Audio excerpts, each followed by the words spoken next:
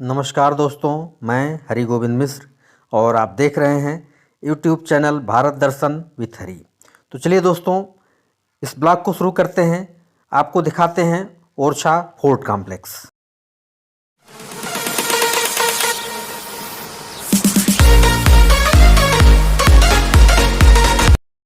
दोस्तों, ओरछा मध्य प्रदेश के निवाड़ी ज़िले में बसा हुआ है, जो कि ग्वालियर से लगभग 120 किलोमीटर और झांसी से लगभग 18 किलोमीटर की दूरी पर है। मिठाइयों की तो ये वो मार्केट है, देखिए मूर्तियाँ दोनों तरफ बिक रही हैं, खाने पीने के सामान हैं। यहाँ आपको रहने के लिए, खाने के लिए और घूमने के लिए कोई असुविधा नहीं होगी। सब बहुत ही सुंदर बने। ओरछा को समझने के लिए चलिए समय की सुई को पीछे करते हैं और चलते हैं लगभग 1000 साल पहले। दोस्तों, ये बात उस समय की है जब बनारस के राजा हुआ करते थे हेमकरण सिंह बुंदेला, जिन्हें पंचम सिंह बुंदेला के नाम से भी जाना जाता था। दोस्तों, वे काशी से आकर के गढ़ कुंवर में बस गए और उन्होंने गढ़ कुंवर को अपनी बुंदेलखंड की राजधानी बनाई और वहाँ उनके परिवार के लोग राज करते रहे। और राजा मलखान सिंह के बेटे रुद्र प्रताप सिंह एक बार जंगल में शिकार खेलते हुए यहाँ ओरछा में आए और यहाँ का सुरम्य वातावरण उनको काफ़ी अच्छा लगा। उसके 3 कारण थे। एक तो यहाँ बेतवा नदी, दूसरा जंगल क्षेत्र और तीसरा चारों तरफ से पहाड़ों से घिरा हुआ वातावरण। तो उन्होंने इसे अपने राज्य की राजधानी के लिए उपयुक्त समझा। ये एक पुल बना हुआ है और पुल के नीचे से देखिए बेतवा नदी बह रही है। ये बेतवा नदी आगे निकल जाती है यहाँ से होते हुए। और दोस्तों, इसी के आगे फोर्ट ऑफ कॉम्प्लेक्स है, जिसमें राजा महल भी है। तो हम लोग चल रहे हैं अब राजा महल की तरफ। दोस्तों, हम लोग अब आ गए हैं ये फोर्ट ऑफ कॉम्प्लेक्स पर। यहाँ आप देखिए टिकट घर है सामने और इसमें जहांगीर महल, राजमहल, दाऊ जी की कोठी, राय प्रवीण महल, हमाम खाना और खाना है। तो दोस्तों, हम आपको लेके चल रहे हैं अब राजमहल में ओरछा के। बने रहिए हमारे चैनल के साथ। दोस्तों, अगर हमारे चैनल पर नए हैं तो हमारे चैनल को सब्सक्राइब कीजिए, साथ में बेल आइकन बटन भी प्रेस कर दीजिए, जिससे कि हमारे आने वाले हर वीडियो का नोटिफिकेशन आपको मिलता रहे। तो चलिए दोस्तों, चलते हैं, टिकट खरीदते हैं और उसके बाद किला। तो देखिए यहाँ से चतुर्भुज मंदिर दिखाई दे रहा है, कितना सुंदर। और चतुर्भुज मंदिर से भी ये जहांगीर किला जो है और राजमहल ये दिखाई दे रहा था। दोस्तों, ये टिकट घर है और इस पर टिकट का मूल्य लिखा हुआ है। इसमें मुख्य रूप से देखिए जहांगीर महल, राजा महल, चतुर्भुज मंदिर तो हम लोगों ने देख ही लिया। ये सारी जगहों का टिकट है, शामिल है इसमें। आइए चलते हैं, महल घूमते हैं। ये महल का मुख्य द्वार।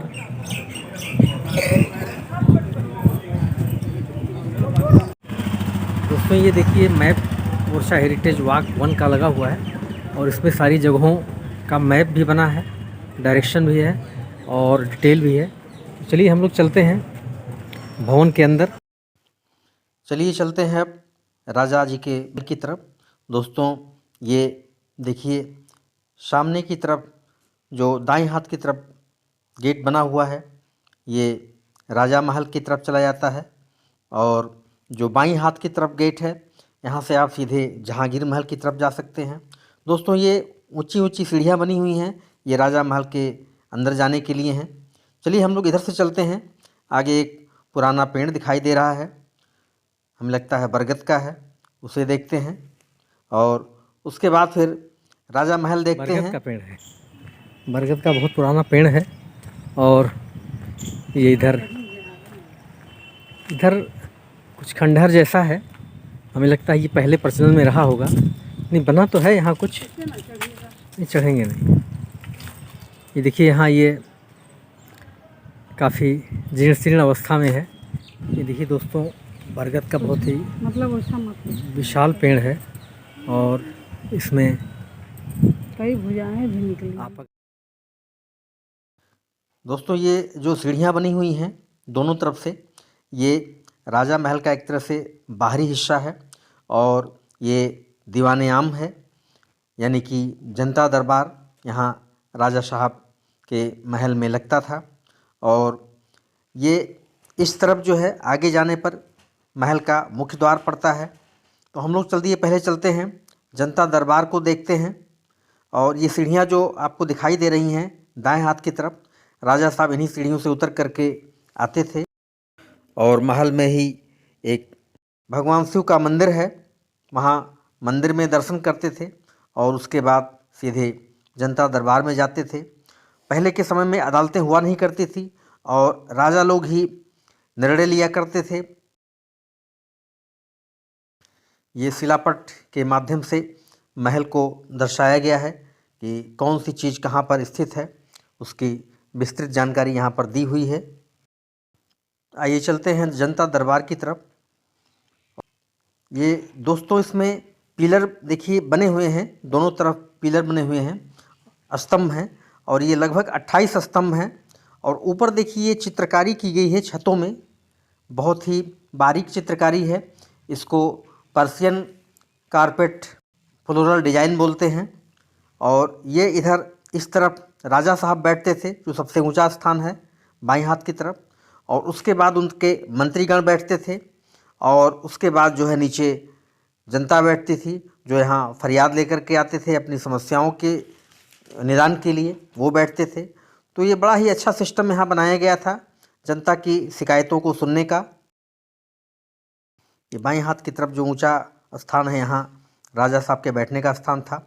उसके बाद फिर नीचे उनके मंत्रीगण बैठते थे और सबसे नीचे जो आम जनता बैठती थी, जो अपनी फरियाद लेकर के आते थे। दोस्तों ये जो महल का बाहरी हिस्सा है, ऊपर का हिस्सा, ये एक तरह से महिलाओं के रहने के लिए बना हुआ था, कमरे बने हुए थे। और इसमें देखिए जालीदार खिड़कियां बनी हुई थी। ये इस तरह से बनाई गई हैं कि इसमें अंदर से लोग तो देख सकते हैं, अंदर से बाहर देखा जा सकता है, लेकिन बाहर से अंदर कौन खड़ा है, कौन क्या कर रहा है, आप नहीं देख सकते हैं। पर्दा प्रथा उस समय हुआ करता था।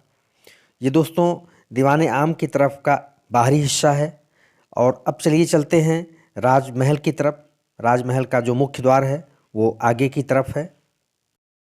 ये रास्ता मुख्य द्वार की तरफ जाता है। और राजा महल का मुख्य द्वार जो है दोस्तों पूरी तरह वास्तु शास्त्र के हिसाब से बनाया गया है राजा महल। और उसका मुख्य द्वार जो है पूरब की तरफ खुलता है। राजा महल का मुख्य द्वार आगे से 3 मंजिला है और पीछे से ये 5 मंजिला भवन है।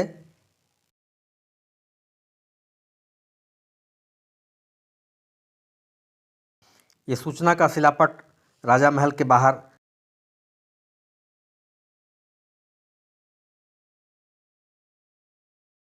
दोस्तों यहाँ मुख्य द्वार पर पहले हर कोई ऐसे इतनी आसानी से नहीं जा सकता था। यहाँ सैनिक पहरा देते थे। और देखिए सामने एक दीवार है, मुख्य द्वार के ठीक सामने दीवार है कि अगर मुख्य द्वार पर कोई खड़ा हो तो सीधे महल के अंदर ना देख पावे। इसके अंदर जाने के लिए 2 रास्ते हैं, एक बाईं हाथ की तरफ, एक दाईं हाथ की तरफ। बाईं हाथ की तरफ का रास्ता महल में प्रवेश करने के लिए है और दाईं हाथ का रास्ता जो है महल से बाहर निकलने के लिए बनाया गया है। ये देखिए ये 2 रास्ते हैं। अगर आप महल के बाहर खड़े होकर के देखते हैं तो आप अंदर कुछ नहीं देख सकते हैं, ये अंदर जाने के लिए, और दाईं हाथ का रास्ता जो है महल से बाहर आने के लिए।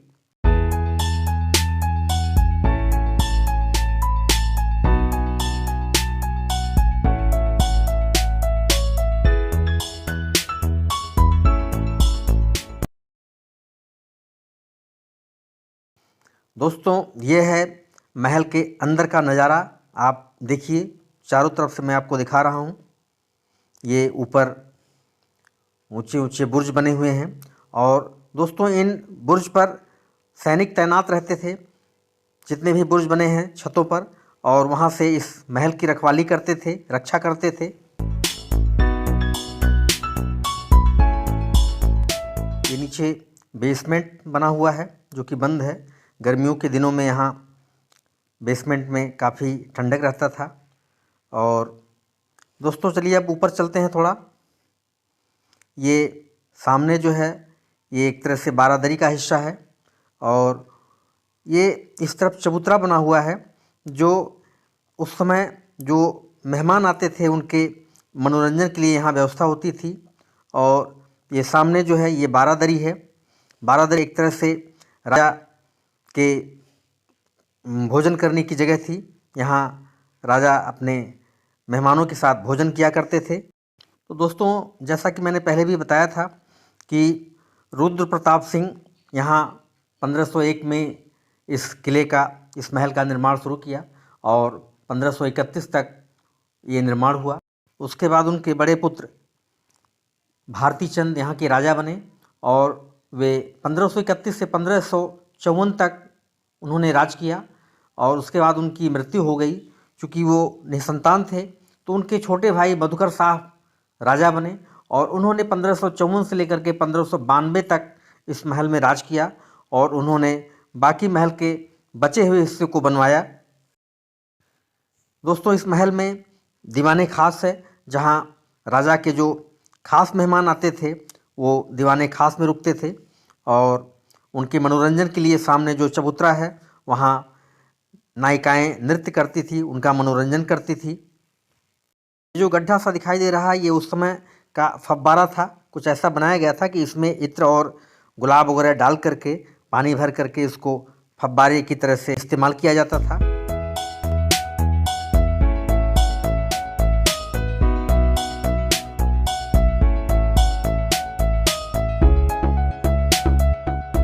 यहाँ से दोस्तों दिखाते हैं आपको व्यू। ये देखिए, ये यहाँ बीच में जो है ये चबूतरा टाइप का बना हुआ है, जिसमें बीचों बीच में राजा साहब का कमरा हुआ करता था और उसके दोनों तरफ रानियों का कमरा हुआ करता था। और ये जो चबूतरा है और चारों तरफ जो बेंच बने हुए हैं, ये जो यहाँ मेहमान आते थे राजा साहब के, उनके मनोरंजन के लिए नर्तकियाँ यहाँ नृत्य करती थी। और ऊपर देखिए जो बालकनी बनी हुई है और झरोखे बने हुए हैं, उनसे महिलाएं आंगन में देख सकती थी और यहाँ जो कार्यक्रम होता था उसका आनंद लेती थी। ये लगभग 500 वर्ष पुराना महल है जो आज हम इस हालत में इसको देख रहे हैं। चलिए अब अंदर चलते हैं और कमरों को देखते हैं, कमरों के वास्तुकला को समझने का प्रयास करते हैं और कमरों में जो चित्रकारी की गई है उन पर निगाह डालते हैं, उसके बारे में भी आपको बताते हैं। ये कमरे जो बनाए गए हैं एक दूसरे से इंटरलिंक हैं। चलिए आगे की तरफ चलते हैं। दोस्तों ये कमरे में देखिए, पहले के समय जो ताखे बनाए जाते थे दीपक रखने के लिए या कुछ सामान रखने के लिए, वो ताखे हैं। इन पर उस समय रोशनी के लिए दीपक जलाए जाते रहे होंगे। और ये देखिए जालीदार खिड़की लगी हुई है और ये रास्ता फिर और आगे निकल जाता है। आगे चलते हैं। आगे थोड़ा अंधेरा है, देखने की कोशिश करते हैं आगे क्या है। दोस्तों ये देखिए एक आगे की तरफ कमरा है जिसमें ऊपर छत पर और ऊपर की दीवार के ऊपर थोड़ी पेंटिंग बनी हुई है। दोस्तों ये पेंटिंग उस समय तो ये जो पेंटिंग बनी हुई है ये सब्जियों, फलों और फूलों से बनाई गई है और 500 साल पुरानी है जो हम आज देख रहे हैं। अब सोचिए उस समय के कारीगरों ने कैसे इन पेंटिंग्स को बनाया होगा। दोस्तों ये आप देख रहे होंगे, ये महल का बीचों बीच हिस्सा है, ये आंगन जैसा है। यहाँ चारों तरफ बेंच बने हुए हैं जो कि जहाँ के लोग बैठते होंगे, बीच में राजा साहब की कुर्सियाँ पड़ती होंगी। और ये खासकर जाड़े के दिनों में यहाँ बैठने का या गर्मी में रात में बैठने का यहाँ इंतज़ाम रहता होगा। ये देखिए, महाराजा मधुकर शाह और उनकी पत्नी रानी गणेश कुंवर दोनों भगवान विष्णु के भक्त थे। तो उनके कमरों की ये जो पेंटिंग है, इसमें भगवान विष्णु के 10 अवतारों को दिखाया गया है। मत्स्य अवतार से लेकर के कल्कि अवतार तक के चित्रों का इसमें वर्णन है सिलसिलेवार, चूँकि दोनों लोग विष्णु जी के भक्त थे। रानी गणेश कुंवर श्री राम की भी भक्त थी और महाराज मधुकर शाह श्री कृष्ण जी के भक्त थे। कमरा बना हुआ है और यहाँ इस समय इतनी ठंड लग रही है कि ये देखिए मोखे बनाए गए हैं। ये मोखे खासकर हवा आने के लिए बनाए गए हैं और यहाँ से इतनी ठंडी हवा आ रही है कि आप ये समझिए कि हम कूलर के सामने खड़े हैं। कूलर और एसी से अच्छी हवा यहाँ आ रही है। यहाँ आते ही शीतलता का एहसास हो रहा है और ये उस समय की वास्तुशैली की तकनीकी क्या ज्ञान था उन लोगों का, ये हमें बताता है। ये देखिए दोस्तों, इस महल को देखने पर हम समझेंगे कि इसमें उस समय शौचालय की व्यवस्था भी होती थी और शौचालय भी आज के ही तरह बनाए जाते थे। जल निकासी की भी व्यवस्था थी और हमाम खाना जहाँ स्नान किया जाता था वहाँ पानी गर्म करने की भी व्यवस्था थी। तो बड़े ही उच्च तकनीकी से उस समय ये बनाया गया था। दोस्तों, राजा मधुकर शाह बड़े साहसी और बुद्धिमान राजा थे। उस समय की एक घटना का जिक्र आता है जब अकबर आगरा में रह कर के अपने राज्य का संचालन करते थे। तो एक बार अकबर ने जो है राजा मधुकर शाह को अपने दरबार में बुलाया था और उस समय अकबर के दरबार में तिलक या टीका लगा करके जाना लोगों का वर्जित हुआ करता था। लेकिन मधुकर शाह जी भगवान विष्णु के भक्त थे तो उन्होंने टीका लगा करके अकबर के दरबार में गए। अकबर यह देख करके काफ़ी आश्चर्यचकित था क्योंकि ये उनके आदेश की अवहेलना थी। लेकिन इसके बाद से ही अकबर के दरबार में टीका लगा करके आने की अनुमति सबको मिल गई। और दोस्तों, उस समय जो टीका लगा करके मधुकर शाह जी गए थे वो एक तरह से मधुकर शाही टीका के नाम से प्रसिद्ध हो गया और जो भी लोग वहाँ जाते थे वो मधुकर शाही टीका लगा करके अकबर के दरबार में जाते थे।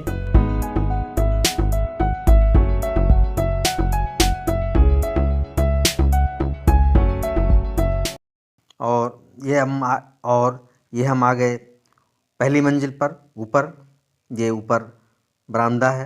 दोस्तों देखिए, जाली का काम कितना अच्छा किया हुआ है, कितनी सुंदर जाली बनाई गई है पत्थरों को काट करके।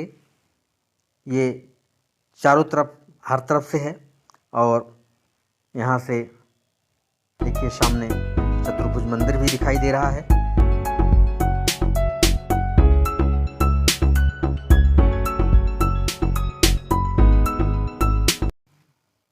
चलिए आगे चलते हैं थोड़ा। ये ऊपर जो फ्रंट है उसके नीचे का हिस्सा है। यहाँ भी छतों पर चित्रकारी की गई है और ये सामने एक खिड़की बनी हुई है। चलिए इसमें से देखते हैं। ये लग रहा आगे से खुला भी है। ऊपर ये नीचे देखिए पूरा व्यू ओरछा का हरा भरा ओरछा दिखाई दे रहा है। दोस्तों, ये चतुर्भुज मंदिर यहाँ से ऐसा एकदम सामने दिखाई दे रहा है।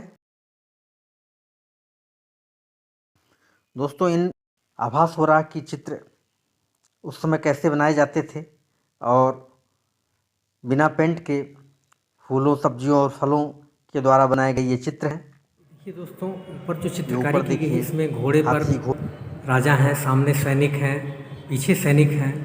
ये सैनिक युद्ध के लिए जा रहे हैं, ये दर्शाया गया है। और ऊपर देखिए, सबसे ऊपर देखिए, आप उसको समझने की कोशिश करिए। उसके ऊपर जो चित्र है वो क्या कह रहे हैं, क्या बयां कर रहे हैं। यहाँ से भी सीढ़ियाँ बनी हुई हैं ऊपर छत की तरफ और ऊपर जाने की मंजिल है। चलिए ऊपर चलते हैं, मंजिल पर चलते हैं। दोस्तों, सीढ़ियाँ कहीं कहीं पतली हैं और कहीं कहीं काफ़ी चौड़ी हैं। इससे लगता है कि पतली सीढ़ियाँ जो है वो सेवकों के आने जाने के लिए रही होंगी और जो चौड़ी सीढ़ियाँ बनी हैं वो राज परिवार के लोगों को आने जाने के लिए बनी होंगी। ये यहाँ से किले का व्यू देखिए अंदर किस ये बनाया गया है। ये सामने जो बुर्ज दिखाई दे रहे हैं, छतरियाँ दिखाई दे रही हैं, इन पर उस समय सैनिक तैनात रहा करते रहे होंगे और इस महल की रक्षा करते रहे होंगे।